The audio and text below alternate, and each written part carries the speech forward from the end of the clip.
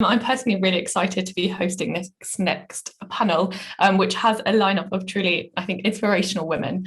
As with the panels before, I will ask each panelist to introduce themselves and then facilitate questions. So I have some of your pre-submitted questions here, and then as before, please do keep using the Q&A, the chat function, or raise your hand. I can take you off mute and you can speak to the panelists directly. So Sarah, could we start with you? Oh, you're on mute. Yeah. There we go. Can you hear me okay now?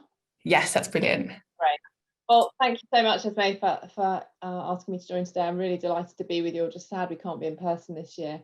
I'm Sarah. I think you've probably read all the boring blurb. I am at Compass Group. Many of you will have eaten our food if you're in the Royal Navy College in Dartmouth, if you're in Collingwood, if you're in Cranwell, if you're in Cosford. There's a lot of your estate where we're providing food for it. So you can give me feedback on that at a later date, perhaps. But what else can I tell you? I'm an executive leader at Compass. I'm a non-executive director on a number of boards, but I'm also a mum.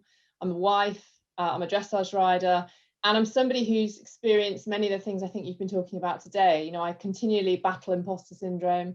I've experienced unconscious and conscious bias, and I've had to make tough choices to balance both my family and my career, and at times questioned whether I fit where I am. So really delighted to talk to you today. Happy to take questions on any of those things or anything that's of interest or helpful for you to hear about. Fantastic. Thanks, Sarah. Leona, can we go to you? Yeah, thanks, Esme. Hi, everybody. I'm Leona Barr-Jones. I spent 21 years serving in the regular army and just coming up to 10 years as a reservist. And I'm also a cadet force adult volunteer. So the whole plethora of the armed forces community there. I am currently a founder and co-owner of Focus 7. We're a marketing agency, but I've also got a vast amount of experience in that last 10 years since leaving the regulars, with working with Capita, Nightworks, Transport for London as a consultant, and NED and trustee on lots of other boards. So hopefully we can discuss the opportunities open to all of the audience today. Fantastic, thank you. Heather. Hi everyone, and thanks very much for the invitation. This is the first time that I've been involved in this event, so I'm really looking forward to the exchange that we're having and the questions. So my executive career was with Centrica. Most of you know it as British Gas, which culminated as Chief Procurement Officer across the world, looking after 10 billion spend. And then whilst I was there, I actually started non-exec roles so that I actually had a good bridge into my non-exec portfolio, which I think is probably one of the best bits of information that was shared with me very early. And one of my differentiators out is that I'm in multiple sectors. So I don't keep in one sector. I take the lessons learned from one sector to another in the different boards. And also I don't have the same things at every meetings, which is lovely. Another thing I try to do is I get involved with startups as well as organizations that are in business as usual, and even exiting ones, because I've got mergers and acquisitions experience as well. I'm absolutely passionate about sharing lessons learned so that we can get more people into the pool for the diversity of thought in boardrooms. So I love coming to events like this so that we can actually share that experience. So. Thank you, Heather, and we're delighted that you're here. Leonor, if we could have your introduction, please. Yes, hello, welcome. I'm Leonor Stjepic. I'm the CEO of the Montessori Group. This is actually my third CEO role. I've spent the first third of my career in the private sector before moving into the not-for-profit sector, as well as being a CEO. I sit on a number of advisory boards. I've sat on commercial boards, I've chaired boards, and I also quite like going from sector to sector. So none of my CEO roles have actually been in, although they're all charity CEO roles, they've actually been in different types of charities, from conservation to medical research to now education. Brilliant, thank you. So I'm sure the audience will agree it's a fantastic panel this afternoon. So if everyone's happy, we'll dive straight into the pre-submitted questions. So firstly, it's come up quite a few times throughout the day actually, but a key concern faced by many service leavers and probably job seekers generally actually is around fit. So could I please ask each panelist how they found their own fit within industry and how you've gone on to build a career out of this. Heather, can I put you on the spot and ask you first? That's great. Thank you very much for that. So I think one of the first bits of advice I was ever given is be very specific about which organisations you want to target. A scattergun approach actually means that you're spending energy looking across too many organisations. So I put into buckets things that I was passionate about and the industries I was really, really interested in understanding. And then also identified the sectors that I wasn't interested in as well. So I was ready to answer the questions when someone rang me from an agency and decided, yes, that is something I want to follow through or something I don't want to follow through. And it's worthwhile sitting and having a think about that very carefully, because when you do get in front of someone, your passion really has to come through, your eyes have to light up. And even on a video, you have to be indicating, I really want to join your organisation at the end of the day. And like I said, because I've been multi-sector, there's been some key themes that I've used to fit around how I've built my portfolio. One is I love customers. So because it's so fast moving and trying to keep up with customer expectations, I have that as a key theme across all the organisations I've been in, both water, financial services, and the not-for-profit side as well. So, and I care passionately about vulnerable people. So I was really interested in the Learning Disabled organisation. And also I've been at the heart of the COVID work with Air Ambulances UK, making sure that we can give the best pre-hospital care at the end of the day. I personally prefer smaller boards, so I've chosen very carefully that I don't walk into one with 24 people around the board because I love getting my voice heard. But it also gives me a chance to get onto what we call subcommittees, which is an important part of governance.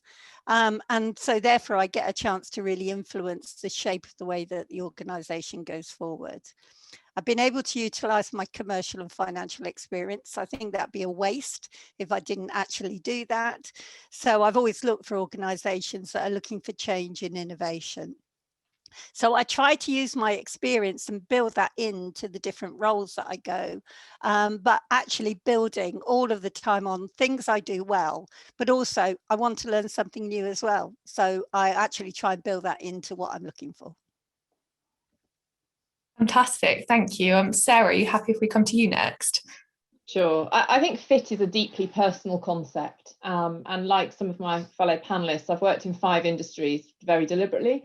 And so I can say to you, I've enjoyed 4 of them. I didn't enjoy oil and gas because the fit for me was not right. I think for people who are trying to assess where might I fit, which is a deeply personal question, there's 3 questions I always coach people to think about. The first one are, which values are most important to me? So there will be values you have which matter more than some of your other values, and you'll create red lines around some of them, and some of them you might be open-minded about. I'll give you a good example. I'm not willing to work in gambling or tobacco. I never have been, and I'm even less more likely to do that now. Good roles have come up in both those sectors.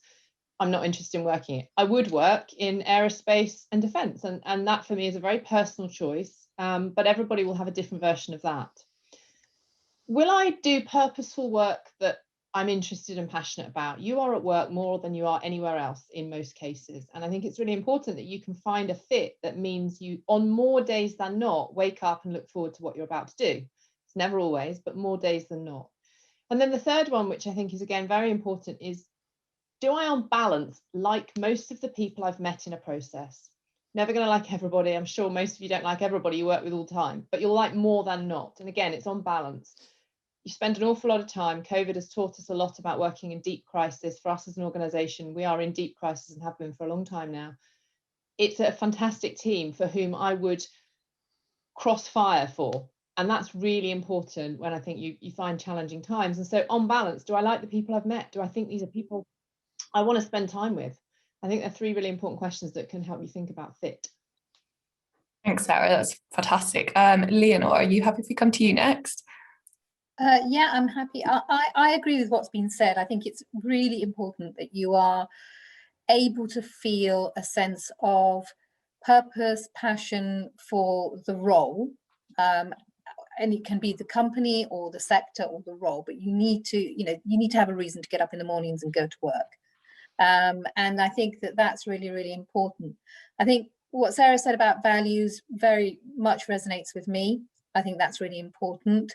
And I would also, sort of build on what she said about kind of the people you work with, and talk about the culture of the organization. If there is, if you're someone who likes to work in a very structured way, with sort of grids and processes, don't go into a company where it's all brainstorming 99% of the time, because you'll just go crazy. And the other way around, if you're someone who's very creative, don't go and work for a company where you're expected to sort of fill in spreadsheets the whole day, because it'll also drive you mad. So I think there's really what the others have said, but also that kind of cultural bit, and you can sort of get a sense of that, I think, when you go for interview or when you do research into an organization, as to, am I going to fit in, or am I going to be able to adapt to that culture? Because, we don't always fit in everywhere that we go and work, but, is there enough in me that, I'm happy to adapt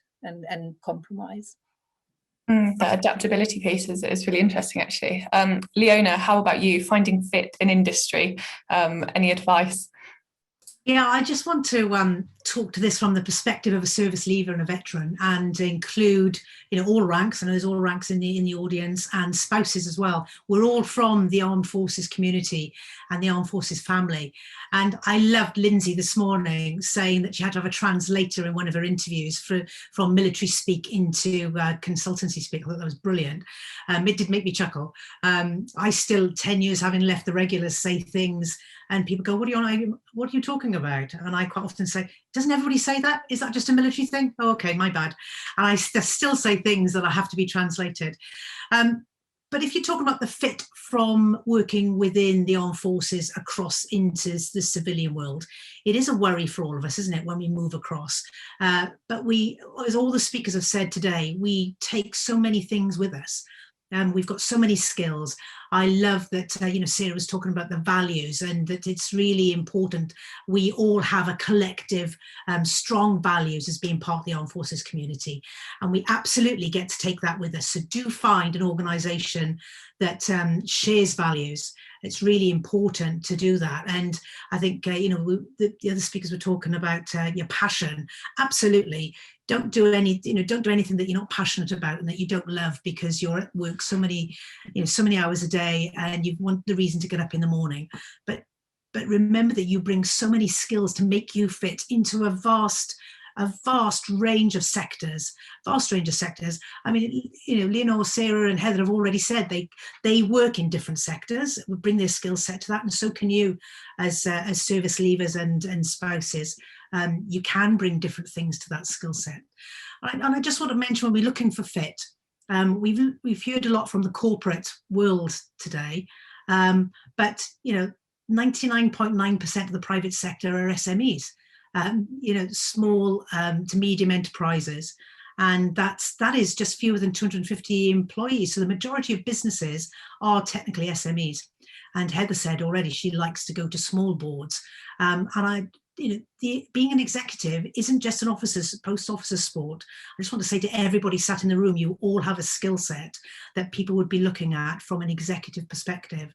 Whether you can find a fit, whether it's being a governor at a school, a trustee of a charity, or being a non-exec director or on the board of a small business. So fit is interesting, but you've got to find what really is absolutely your passion. That's what I would say from a fit perspective.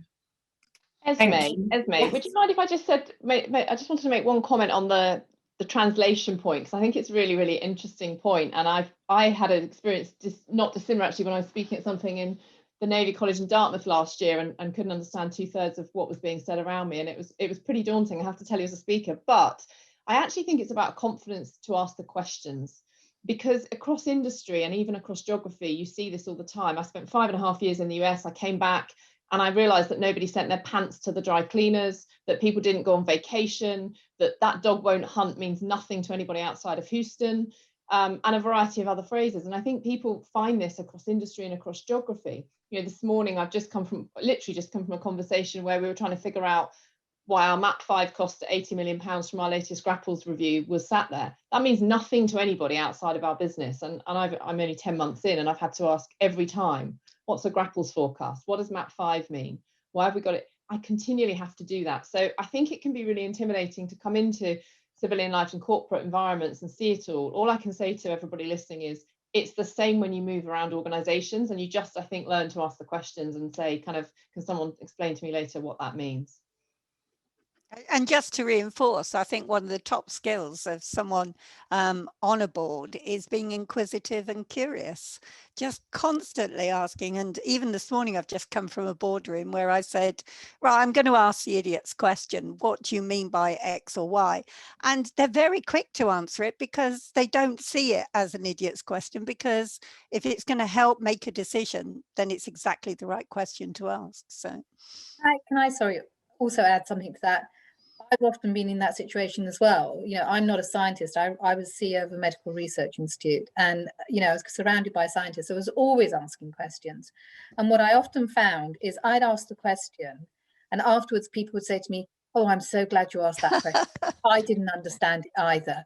And so, you know, it is a, you know, no one is going to think you're asking us, as you know, others have said it, no one's going to think you're asking a stupid question. And actually, you'll probably find that people might be grateful to you for having asked the question, because, you know, they didn't have the confidence to do it, but they were also completely lost as to what was being discussed. Thank you. That's fantastic advice. And we already have quite a few questions come through from the audience. So one from Harriet is around imposter syndrome, which is something we talked about a bit earlier today. She said, you know, it's definitely real, and it seems to increase with time away from work. Does the panel have any tips for keeping skills and esteem, for keeping valuable skills and self-belief up to date, especially when you're not able to work? It's been especially challenging through COVID and geography. You know, it's not always easy to volunteer or uptake internships, anything like that. So your advice for overcoming imposter syndrome would be fantastic. Shall we start with Leona? I think the imposter syndrome is something that everybody has at every level. Whether you're getting your first stripe, or whether you're suddenly commanding officer and going, how did that happen? Or you're on a board, everybody does. I think that as women, we are more open to talking about it with each other, whereas a guy who's a new CEO or newly appointed NED would never tell anybody, not even his partner, that he's got imposter syndrome. So the first thing is, everybody has it. So don't beat yourself up if you have that feeling. And the second thing is, you just got to look yourself in the mirror and have confidence. And one of the talkers earlier today was saying that, you know, where we see a job advert, and this is the same whether it's an executive role or not, you know, I think it was Pavita was talking about it, that if you only fit 60% of the role, a man will apply. If you only fit 90% of the role, the woman will be a bit uncomfortable with it. So my shout to you is just to go for things and to look yourself in the mirror and say, you know what, I can do it. Especially from the armed forces community, you've got that resilience, you've got those values, you've got so many transferable skills. You know, you've led teams, you've led families, you've done what you've done. Just have the confidence that you can do it. Absolutely. And organizations like the Officers Association and women's groups and networking and talking to each other and supporting each other helps you to realize that, look, you can go and do it, and just go out and take it. Yeah, I didn't hear some of the debate that happened a bit earlier, but there is no doubt about it that when people look at adverts, people write adverts from the boards capturing every skill that they want, you know, and quite simply, you know, if there is someone walking in with absolutely 100%, then one, they're not going to get the development out of the role. But the other thing is that the whole idea is to have that conversation to see, is it someone that wants to evolve in that role? And have they got other people around that board that have got most of the other skills anyway, but they've got something that's special about them that will really add value? So, you know, don't take it that you've got to have 100% in the advert. They're often covering their backs to say, oh, and throw that one in as well, you know. So sorry, I don't mean to be flippant there, but I do mean that skills audits take place and they do add a lot into adverts that, you know, quite simply, there are other people around the boardroom that have got a lot of those skills already. That's good to bear in mind. Thank you. Conscious that we've got quite a few questions to get through. So next up, what has been your biggest challenge throughout your career, and how did you overcome this? Sarah, are you happy if we start with you? Oh, you're on mute. 12 months of this, you'd think I'd have learned.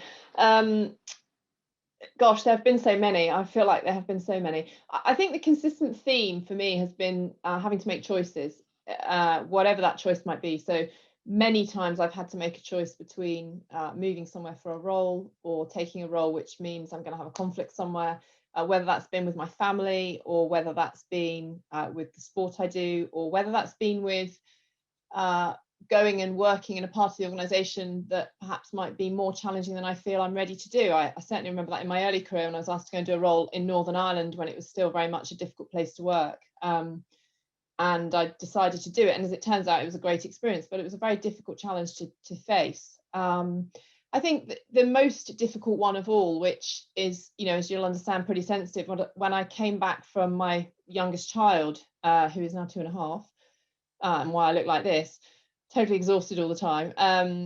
I was in an organisation, I was chief people officer of another public company, a very large public company, for which I'd kind of made us famous for shared parental leave. And it became very clear to me that I wasn't going to be welcome back having had a child. And that was a very difficult challenge for me to overcome. It was played out in the public arena, in the British media, wonderful place. And that was very, very deeply personally challenging because I always had a young baby. And it was a job I loved. I absolutely loved and believed in what we did. But I was fortunate to have fantastic mentors, coaches, support, sponsorship around me. And now I look back at it and there's a lot of learnings from it, particularly around value sets and fit. But it is very easy for people to see me now in this role and assume that that was all very easy and I've got a, you know, great career and all of those great things, all of which is true. It was probably the most challenging experience of my entire life. So I think it's always important to kind of remember we don't always know what goes on, and there's a lot of it takes a village to make a good choice during that challenging time. Thank you, and thank you for sharing that experience as well. I know it's appreciated. Leonor, are there any particular challenges that you've overcome in your career? Oh gosh, yes, so many as well. I mean, yeah, I could be here all day, but I won't. I think a big challenge that I've personally had is that is the lesson that I learned from it is that often, you know, as an executive or as a leader or even, you know, sitting on a board, you have to make decisions that are unpopular. You're not going to make everybody happy. There is a tendency, I think, for people to want to be popular, to want to make people happy, to keep their team happy, and you're not always going to be able to do that. And when that happens, there'll be emotion, and it's learning how to deal with that emotion and not taking it personally, because when people get emotional, they can do all sorts of weird and wonderful things, and you have to deal with it. And you know, so I was listening to Sarah and going, yeah, I can understand, you know, kind of some of the things that you went through. You know, my track record is actually in transforming organizations and going in and cleaning things up and turning them around. So a huge amount of change management, particularly around a lot of change, you get a lot of emotion. You know, I'm seeing this now with people you know, my team, we're all working remotely, and the kind of the emotion of being under lockdown, you know, COVID, you know, Sarah said that the pressures, and I'm sure others have had, of homeschooling and the uncertainty around, you know, 1 minute schools are open, the next minute they're not, you know, and all those sorts of having to do things at the last minute. So that creates a lot of emotion. So I think that would be the biggest challenge, is actually learning to kind of take a step back, being empathetic and understanding why that person is feeling that, but not taking it personally, and realizing that actually, I have a role to play, I have a responsibility to everybody, and I have to sort of follow that rather than sort of be distracted, because there is a lot of noise around an issue. Thank you. So move on to the next question, I think. So Heather, when you and I spoke a few weeks ago now, we kind of briefly discussed the difference in exec and non-exec board roles and what they look like, and the different skill sets, the different CVs. Would you be able to outline potentially the key differences to the audience and what the skill sets are?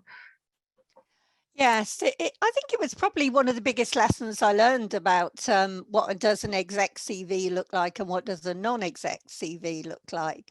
And really understanding the role of a non-exec, because I think someone did a great quote for me that when you've worked out, it's noses in to see if something smells, but fingers out to allow the executive to get on with what they've got to do.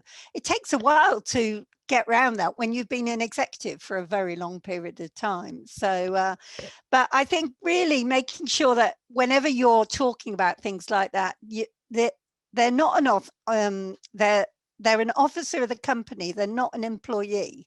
That's probably one of the first differences, but there's still a lot of liabilities and obligations, and the non-exec roles are not for everybody. So I think you've really got to go in and with your eyes wide open and understand that side of it. And they're very focused on the strategic guidance for the organization and making sure that that organization is sustainable. It has to be something called a going concern, and you're making sure that it can pay people at the end of the day. There is cash flow to do that side of it, but it's got to achieve its purpose, and all organizations write its purpose, and if it starts straying outside of that, the board needs to be watching that very, very carefully. There is a lot of governance involved in it, and it's not just boring admin stuff. This is just making sure that an organization can run at the end of the day. And it's there to hold the executive management to account. But like COVID last year, the line became very blurred. You had to support that and mentor that CEO during some really tough times. And you can't just sit there and say, well, you tell us and we'll let you know what's going on. There was a lot of how can we work together to really get through these tough times. But the executives need to be allowed to run the business. And that is what they are there focused for. And it is a sounding board. There's a lot of constructive challenge that actually happens, but there's some tough times that if, for example, the executive is not performing, then one of the roles of the board is to make sure, and particularly the chair, that they have the right people in place to actually run that. Now, when you're writing a CV for a non-exec or a chair role, you have to be bringing out the aspects, not just the skills part of it. I found as my 8 years and 9 years have moved on, the paragraph describing my executive role has got smaller and smaller, because what they really want to understand is the sort of board skills that you can bring to the table. But it's exciting getting your first one as well. And I was very lucky to get a great chair who mentored me and told me I was going into the weeds a few times when I shouldn't have been. And you need someone to actually be doing that coaching and helping you as well. Thank you, and we'll go on to talk about coaching and mentoring later on, as I know the audience have a few questions on the topic. But firstly, Leona, I think a question that could be quite well suited to you, if you're happy to take it, is from an anonymous attendee. But you would have heard us chatting earlier about using your military brand across LinkedIn and in your CV. Do you agree that you should lead with that, lead with your military experience, or do you think it's best to rebrand yourself in civilian? Yeah, that's a great question, actually. And we were discussing that earlier, weren't we? In particular on LinkedIn. It's a balance, because you want to show your military credentials, and so you should. And I personally think that if you're going into the civilian work environment, you should then, there's a question about your photograph. I think if you want the civilian job, you should dress in a suit or civilian attire and not necessarily have your military picture on. There's an answer to that question. But yeah, personal brand is really, really important. And as a marketeer, you know, I could give a whole session on personal brand. It's really important to get that right. And, you know, we've talked earlier, haven't we, about making sure your social media is aligned with presenting you how you would wish to be seen on not just on LinkedIn, on all social media. And just as a warning to all, is that HR directors have tasked their teams to check you out. So please go and tidy it up now. If you've got that drunken Cyprus photograph, it needs to come off. You know, don't hide it. So make sure your personal brand is clear, that you're ready and looking for a job. But as far as the military perspective, I know there's a it was popular, wasn't it, to put all of the letters after your name that you've got from your accredited prior learning and all your qualifications on your LinkedIn profile. And that's what tends to happen, is people put that on there for the, probably like most people now who are ready for their resettlement and ready to leave, and then gradually take them off. But it's important to make sure that you clearly articulate the military aspect of your skill set, because that is what people are looking for. And it's getting the balance right of what you put across and what and civilianizing your CV to a certain extent. But how I've always done it is I've had two. And I've been lucky. I've been, obviously, from a consultancy and a senior role perspective, you can have a longer CV than you would normally. So I'd have a civilian CV, and then I'd have my military one with it, alongside it, so that if you read my CV, you'd see me continuing with my military and reserve and you know, Army cadets role, and then you'll have my contract and consultancy as part of it as well. So, and if you're looking for executive roles, non-exec roles, or consultancy or contract work, then that is completely acceptable. You know, you don't necessarily have to keep it to a 2-page if you've got all that skill set. So if that answers your question, I think, yes, you need to not hide your military skill set, your military persona, but it needs to be balanced with civifying that to a certain extent, but not completely, so that you can't really tell you've had military experience, because people are interested in that. Brilliant, thank you. So as I said, we've had quite a few questions around coaching and mentoring. It's come up a couple of times today. So I was just wondering, as your careers have progressed, what have you found to be the most important factor in its growth, and how have you used coaching and mentoring to help you on, you know, with your progression? Sarah, could we start with you and then maybe go to you, Leonor? Sure. So I think about sponsor, coach and mentor very differently. I think they're three very different things, and I encourage people to, at its best, have one of each of those. Why do I say that? And I'm someone who has benefited hugely from them. The way I think about a mentor is somebody who has seen and done more than me, and probably knows the answers to most of the questions I'm going to raise. And in moments of real uncertainty or challenge, they're going to tell me the answer, which is very different to coaching. And I need that. I absolutely need that. In recent months, we've been faced with very significantly challenging decisions, human decisions around the world in very different markets. And I've called up people I trust with experience in those markets and said, what do you think I should do here? I think coaching is somebody who often is with you for the longer term of your development and can help you develop yourself through getting there yourself, but they are the person who will sit and look at you for as long as it takes, which is very different to what you need in a moment of indecision and perhaps some of the more mentoring side of things. And I'm fortunate, I've worked with the same coach for, gosh, I'm thinking probably 15 years now, not full 15 years, but for periods of time during that 15 years when I felt that he could add real value. And then a sponsor, I think, is increasingly important for women. And you met my colleague Pavita earlier from the 30% board. You know, what we know in all the work we do around the world in 30% is that women who have an active sponsor, and by that I mean somebody who is going to raise your name when you're not in the room, have a 50% greater chance of succeeding into the position that's being talked about. So that is about networking. That is about someone who's able to reflect you well in the conversation, who understands you, who knows the capabilities you can bring. There's a kind of split debate on whether that's right and fair. It is what it is. We can debate all day long whether it's right and fair. There's lots of things in the world that aren't right and fair, but I can assure you, having sat in many, many executive teams now, there are always sponsors for great people coming through, talented people coming through from the inside and from the outside, and it always helps the conversation along. So I would try and think about the three different things a little bit differently, and I'm conscious of time, but we could talk all day about how you find the right fit of each of those at another time. Fantastic, thank you. And Leonor? Yeah, so I do mentoring. I mentor through formal organizations. So I'm currently mentoring new CEOs, and I have about 4 other mentors at different stages of their career. So I agree with Sarah, there's a big difference between mentoring and coaching, and some people don't understand the difference, but there is a difference. And I agree, there's the role of sponsor is very important. I've also sponsored people. I'm currently sponsoring somebody who's moving careers in her 50s, comes from a working class background and feels that she's moving to a sector which feels to her very middle class. It's not, but it feels to her, and there's some, and I'm sort of trying to support her. And I think that it's really important that you seek out people, as Sarah said, that probably know more than you, but it's also really helpful to seek out people, and particularly if you're looking at to be a career changer in the sector that you're wanting to go into, because they can be incredibly helpful. So it's about being thoughtful around that. Can I very, very, very quickly just say 2 things? So first of all, I'm seeing that everybody's sort of suggesting new role. They're brilliant. So I would also endorse that.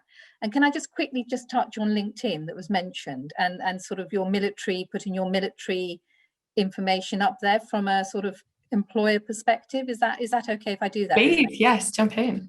Okay, well, just to give you some background, my previous role was, as I said, was a medical research charity. We actually did wound healing, and as a result, I have a lot of people in the military who follow me on LinkedIn. My husband was a soldier. And so I see a lot of the feeds that come through, and sometimes what people don't realize is actually, particularly LinkedIn, and Leona touched on it, HR directors will look at it and their teams will look at it. Everyone can see what you're writing there, and I've seen some, shall I say, robust language and robust opinions expressed on LinkedIn, which as an employer I'd look at that and go, oh, okay, I'm not sure I want that person in my organization, not because I'm personally offended by it, but because it's not going to fit in with an intergenerational culture where there may be different opinions. So just something for, I don't know, Leona, if you want to comment on that, but just something for people to be aware of. Yeah, no, I absolutely, thank you for adding that in completely. It leads on from what I was saying, that be careful. And LinkedIn, more and more people are treating it a bit more like Facebook. Don't be tempted to. It is your business persona, and it is your business personal brand. Do not share cute pictures of the family out on a Sunday walk. That's for another channel. And do not spout political views. It is not for that channel. So be really clear from a marketing perspective and a personal brand perspective, exactly for what Leonor has said. It is keep LinkedIn to business. It is your CV online, and what you comment on and what you do in particular in LinkedIn will be looked at. And I will say the same for the other social media channels, because they get looked at as well. But LinkedIn in particular, exactly as Leonor said, if you're spouting any political view at all, even if it might be supported by most people in this room, it's not the done thing, because you wouldn't go into a room of new employers and say, hey, guess what, I'm just agreeing with this person, which is what you basically do on social media. So yeah, 100% agree with you, Leonor. Thanks for that HRD perspective to add on to what I said. Fantastic, thank you. Heather, we'll come to you for this next question, I think. Do you have any recommendations for current serving personnel about getting non-exec board experience ahead of leaving the military, so they've got a bit of a head start in understanding business and the civilian business language? I think I mentioned at the beginning that I found it invaluable whilst I was doing my executive role to actually go and find a couple of boards.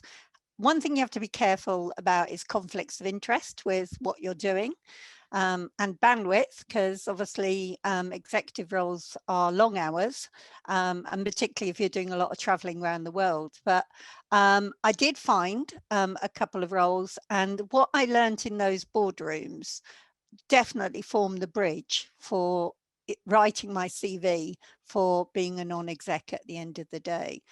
And also the other thing I would say is, and it builds on what's been said before, when you're applying for a role, it's not just a matter of just sending your same CV all the time. You have to look very carefully what it is they're looking for and give evidence. So, because when people are looking, recruiters put stuff into piles very quickly. And if they don't see that you've personalized either the cover letter or even just adapted your CV to align with the skill sets that they're particularly looking for, you might find yourself in the no pile without any reason at all. It's just that you've not really sat and thought through, how can I adapt what it is that these people are looking for and personalize it to them. So, and if there's ever a number to ring in an advert, and there's several routes. One is a recruiter, one is an advert, one is personal networks, and don't underestimate even if you have a conversation a couple of years ago, people do remember you, and you may get a phone ring a bit later. But on all of them, it's really important that if there's a number, always ring it, because one, you can find out more about the role, because it's a two-way thing. Do you want the role or do they want you? But the other thing is that you're actually showing you're interested and you're actually following that up in more detail. You won't always find a number, particularly if the nomination committee members do not want people ringing them. But it is important that if you can find out more, particularly with the research assistants, and they may decide that's not the role for you, but they might remember you when they're doing any other roles. Fantastic, thank you. I'm quite conscious of time, but I think we have maybe time for one more question. So from an anonymous attendee, does the panel have any advice from moving from middle management roles to executive ones? Where did you hear about, find, and get these opportunities? Who would like to kick us off? Leonor, yeah, we'll go to you first. Yeah, because I actually worked my way up.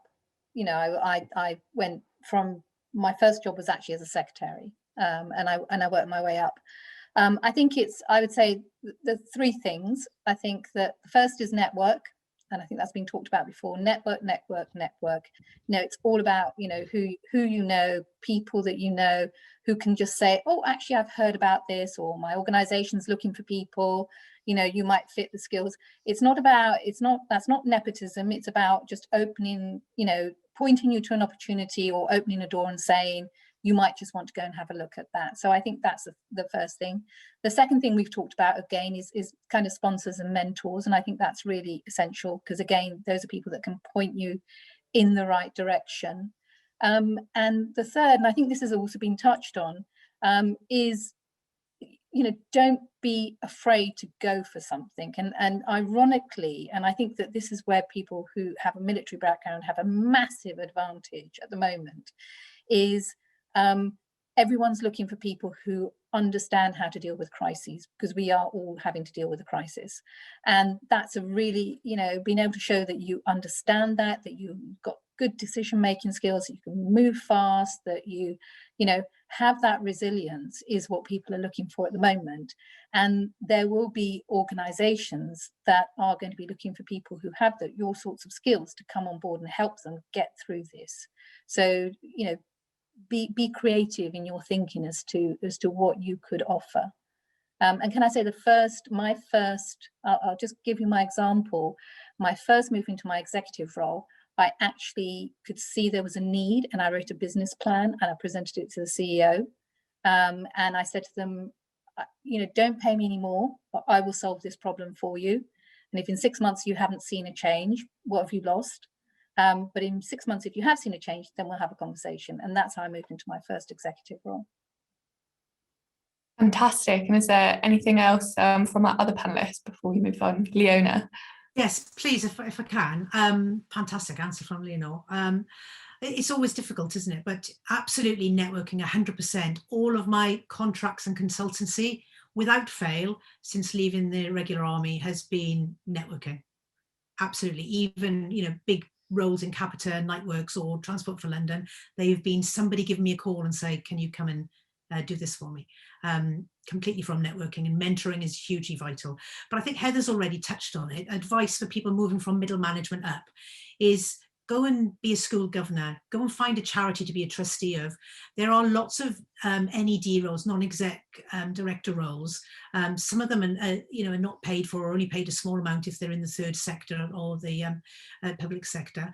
Go and get that experience on a smaller board, where you can have that skill set to take into the boardroom in a bigger organization. Maybe definitely get that experience. And there are so many charities and so many smaller organizations that would want your skill set. And I think the final thing I'd want to say is that you're in a unique position as service leavers or spouses or veterans already, in that you fit into the diversity and inclusion agenda. So D&I is massive at the moment. We've talked already about women on boards, but the whole diversity inclusion, and as a service leaver and a veteran or anybody from the armed forces community, you tick a diversity and inclusion agenda for the organisation that you want to go to. So sell that to them, absolutely. And my final thing, if I can, is to go and trawl the employment recognition scheme businesses in your area. If you want to role in an organisation, they go and look at the employment recognition scheme, see which businesses have signed up for it, because they have already signed up to support each and every one of you who's looking for a role. Esme, I know we're out of time. Can I just add, I feel the need to sort of give a bit of hope as to why I think so many of you sat in that room, or not in the room, but on here today, are valuable to our organisations, because we are one of those recognised organisations. We've signed the military covenant. We have a large number of ex-military people working for us who do brilliantly in our organisation, partly because we're so global. So if you end up needing to move because you're a spouse of a still serving person, we're able to accommodate that 9 times out of 10, I think. But I think about the 3 things that make people successful moving from mid-level up to executive leadership, and they're 3 things I think stand out every time. The first one is about leadership and followership, and you do that every day in your job at the moment. Every single day. Can you create followership? In our case, we have to create followership for 600,000 people in 45 countries. And that is a skill which I think you learn in the military in many ways more than in any other place. Can you apply judgment? I honestly think some of what we do is a dark art. I wish there was a playbook right now, but there's not. And I think it's a dark art, and it's about being able to apply judgment, linked to the third one being around landscape scanning. So can you look around you and take in all the data points you're seeing and really reflect on what you're noticing, and then make a judgment based on that landscape? Again, all skills which I really believe you learn in the military, which you can apply incredibly well outside of it. So I know we're out of time, Esme, but I really feel passionately about giving people the opportunity to understand why the shift is possible, and why I think there are organisations that really can be a good fit back to where we started, I think, the conversation earlier on today. Thank you, Sarah. And I think, that's fantastic. I think it's only fitting that we have a final remark from Heather and from Leonor, as we have from Leona and Sarah. So Heather, if I jump over to you just for a quick 30-second roundup would be fantastic. I think what is important is you take charge of your own destiny. And I think that is, for me, the best thing to do. Short and sweet, but absolutely excellent. And Leonor, from you. I would say that sometimes the worst challenge you face when making the sorts of shifts that you're thinking about is the fear of the change itself. I think that if you, it will stop you from doing what you can probably achieve. So that would be my last comment. Brilliant, thank you. And thank you again to all 4 of you, just for your insights, for sharing your time, for your honesty. It's been absolutely fantastic and much, much appreciated.